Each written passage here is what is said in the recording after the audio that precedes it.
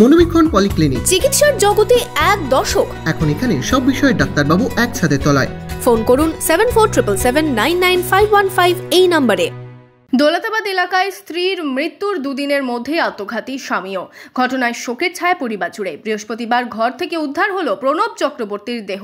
গত মঙ্গলবার এই বাড়ি থেকেই উদ্ধার হয়েছিল প্রণবের স্ত্রী নূপুর চক্রবর্তীর মৃতদেহ।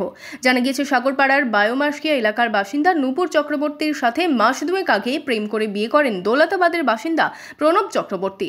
গত মঙ্গলবার দুপুরে প্রতিবেশীরা ফোন করে ওই গৃহবধূর পরিবারকে খবর দেয় তাদের মেয়ের মৃত্যু হয়েছে। পরিবারের লোকজন পৌঁছানোর আগেই পুলিশ দেহ উদ্ধার করে ময়নাতদন্তের জন্য মুর্শিদাবাদ মেডিকেল কলেজ হাসপাতালে পাঠায়। নূপুরের পরিবারের লোকজন এই নিয়ে থানায় খুনের অভিযোগ দায়ের করেন।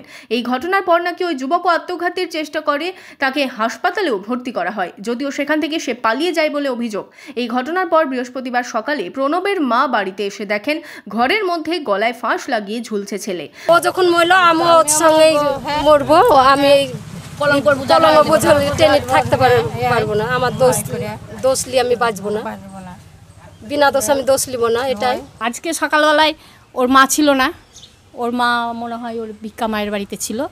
8:30টার সময় আমি কাজ করছি, এলো ওর মা এসে বলছি কোথায় গেছিলো, থানায় গেছিলো নাকি? বলছে না আমি ভিক্ষা মায়ের বাড়িতে গিয়েছিলাম, এক্ষুনি এলাম। তো আমাকে বলো দিদি একটু চলুন তো, ঘরের মধ্যে ভয় লাগছে, দরজাটা খুলবো। তা আমি বলছি আমি কাচাকুচি করছি গো, ভিজে গিয়েছি, তুমি গিয়ে খুলো, দরজা খুলে তুমি জল টল দাও, ঘর দুয়ার মুছো গা, ইয়ে করো গা, কিছু হলে আমাকে ডাকবা ভয়টাই লাগলে। এই কথা বলে আমি রীতিমতো কাজ করছি। এবার আমি চান টান করে উঠে ঘরে কাপড় পরছি, এই সময় ওর মায়ের কান্নার গলা। আমি যে কী ব্যাপার, কাঁদলো কী ব্যাপার, কান্নাকাটি করছে কেন?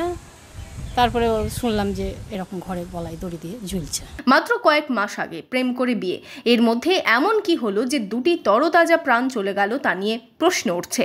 পুলিশ দেহ উদ্ধার করে ময়না তদন্তের জন্য পাঠায়। এই ঘটনায় শোকের ছায়া নেমে এসেছে এলাকা জুড়ে।